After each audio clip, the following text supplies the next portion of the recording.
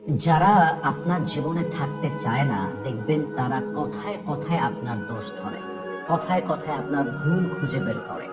Even আমি খুব খেয়াল করেছি, যারা আমাদের লাইফে থাকতে চায় না তারা এমন এমন আচরণ করে যেন আমরা কোনো একটা বাজে কথা বলে ফেলি, আমরা একটা বাজে রিয়্যাক্ট করে ফেলি এবং সেই সূত্র ধরে তারা আমাদেরকে ছাড়তে পারে। তার জন্যই তারা উল্টা রিয়্যাক্ট করে, উল্টা বিহেভ করে।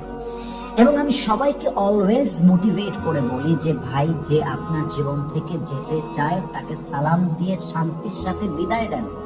মানুষকে জীবনে জোর করে ধরে রাখা যায় না, মানুষটা জোর করে ধরে রাখার জিনিস নয়। একটা সম্পর্ক তখন সুখময় হয় যখন সম্পর্কে উভয়ে একসাথে ইনভলভ থাকে। একটা বন্ধুত্ব তখন বন্ধুত্ব হয় যখন উভয় পক্ষের বন্ধুত্ব থাকে। একটা স্বামী স্ত্রীর সম্পর্ক তখন সুন্দর হয় যখন স্বামী এবং ওয়াইফ উভয়ের একটা বেস্ট এফোর্ট থাকে। কথা ভুল বললাম না ঠিক বললাম? বলেন। এটা আপনাকে বুঝতে হবে। আমরা ছেঁচড়ামি করি, যে যেতে চায় তাকে আমরা আটকায় রাখতে চাই। What's the hell you are doing there man? Is this decent manner? আমার থেকেও যেতে চায় তাকে ধরে রাখা মানে হচ্ছে বেইজ্জতি কারবার। এটা বেইজ্জতির কাজ, এটা আত্মসম্মান বোধের বাহিরের কাজ, এটা আমার আউট অফ পার্সোনালিটি। মনে রাখবেন, ব্যক্তিত্ব সম্পূর্ণ মানুষ কখনো কাউকে জোর করে আগলায় রাখে না। সে মানুষকে স্বাধীন করে দেয় যে তুমি আমার লাইফে চাইলে থাকতেও পারো, নাও থাকতে পারো। এবং এটা সব রিলেশনশিপে হতে পারে, হাজবেন্ড ওয়াইফ, হতে পারে বন্ধুত্ব, হতে পারে যে কোনো সম্পর্ক। কিন্তু মূল ব্যাপারটা হচ্ছে স্পেস দেওয়া। যদি থাকতে চায় রেখে দেওয়া, যেতে চাইলে সালাম আলফিদা। কারণ হচ্ছে যে থাকতে চাইবে সে থেকে যাবে, আর যারা থাকতে চায় না তারা যে কোনো বাহানা খুঁজে বের হয়ে যাবে। আমি আমার একটা লেকচারে মজা করে বলেছিলাম যে যে থাকতে চায় সে হাজারটা বদগুণকে মাটির নিচে দাফন করে একটা ভালো গুণ দেখে থেকে যায়। আর যে যেতে চায় সে চায়ের জায়গায় কফি আসলেও আপনাকে ছেড়ে চলে যাবে। কথা ভুল বললাম না ঠিক বললাম? বলেন সবাই। যে সাথ रहना चाहता है वो हमेशा साथ रहने का बहाना ढूंढ लेता है, और जो जाना चाहता है वो हमेशा जाने का रास्ता निकाल लेता है। चाहे जो भी हो तुम्हारी जिंदगी में, जाने दो जाने वालों को, और याद रखो कि अल्लाह मोहब्बत करता है हर चीज उस पर छोड़ने वालों को। बस दिल को समझाओ कि जबरदस्ती कुछ नहीं होता, बस दिल को जरा समझाओ कि जबरदस्ती कुछ नहीं होता, और जो किस्मत में ना हो वो कभी अपना नहीं होता।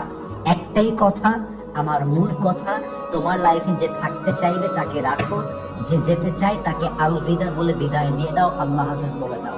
তুমি যত মানুষকে ধরতে যাবা, আগলায় রাখতে যাবা, তত বেশি তুমি অপমানিত হবা, তত বেশি তুমি লাঞ্ছিত হবা, তত বেশি তোমার সম্মান কমবে, তত বেশি তোমার আত্মসম্মান বোধে আঘাত লাগবে। নিজের জীবন একা চালাতে শিখবা, যে আমার জীবনে আমি যখন একা থাকবো তখন আমি হ্যাপি থাকবো, যখন আমার সঙ্গে কেউ থাকবে তখনও আমি হ্যাপি থাকবো। আমার হ্যাপিনেস হবে আমার উপরে ডিপেন্ডেবল, আমার হ্যাপিনেস অন্য কারো উপরে ডিপেন্ডেবল হবে না। যদি আপনার সুখ, আপনার কামাই, আপনার থাকা, আপনার খাওয়া সবকিছুই আপনি একজন ব্যক্তির উপরে পুরোটাই নির্ভরশীল হয়ে যান, ও আপনাকে বাস দেবে, ও আপনাকে উঠতে বসতে গোলামের মতো ব্যবহার করবে। এই জন্য নিজেও কিছু থাকা দরকার, নিজের আত্মসম্মান বোধ বাঁচায় রাখা দরকার, একাকিত্বের মাঝে সুখ খুঁজে নেওয়ার দরকার। বলেন তো সবাই, আছে না নাই?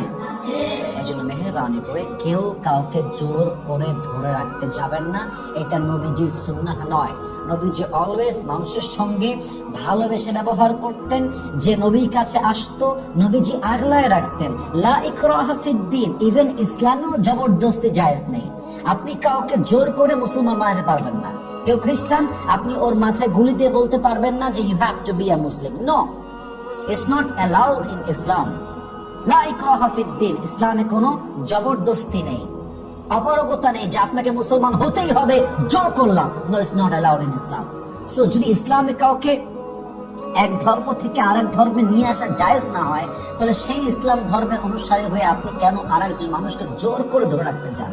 হোয়াটস the hell man? Doesn't make any sense. আল্লাহ তাআলা আমাদের সবাইকে আত্মসম্মান বোধ বজায় রেখে চলার তৌফিক দান করুক। আমরা সকলেই দিল থেকে পড়ছি আমিন। কারো মানসিক শান্তি কেড়ে নিয়ে নিজের জীবনে কখনো সুখী হওয়া যায় না। অন্যের জীবনকে জাহান্নাম বানিয়ে নিজের জীবনটাকে জান্নাত বানানো যায় না। It's quite impossible. আল্লাহর না একটা নেচার আছে, যদি আপনি কারো জীবনের শান্তি কেড়ে নেন, আল্লাহ আপনার শান্তি কেড়ে নেবে। যদি আপনি কারো মনকে অকারণে ভেঙে দেন, আপনার মনটা কেউ না কেউ অন্যায় ভাবে ভেঙে চুরে চূর্ণ বিচূর্ণ করে দিবে। ভাইরে, বান্দার হক বড় সেন্সিটিভ। আপনি যে কোনো অন্যায় করেন, maybe it could be forgiven in your grave. কবরে যাওয়ার পরে আল্লাহর সঙ্গে রিলেটেড যত রাইটস আছে, যত হক আছে, এটা আপনি নষ্ট করলে আল্লাহ আপনাকে ক্ষমা করতেও পারেন, because it is in the hand of Allah সুবহানাহু ওয়া তাআলা। এটা আল্লাহর হাতে আছে। But if you destroy the rights of servant, যদি আপনি বান্দার হক নষ্ট করেন, এটা যে আপনার জন্য কবরে কত বড় আফসোসের কারণ হবে, you have no idea about it.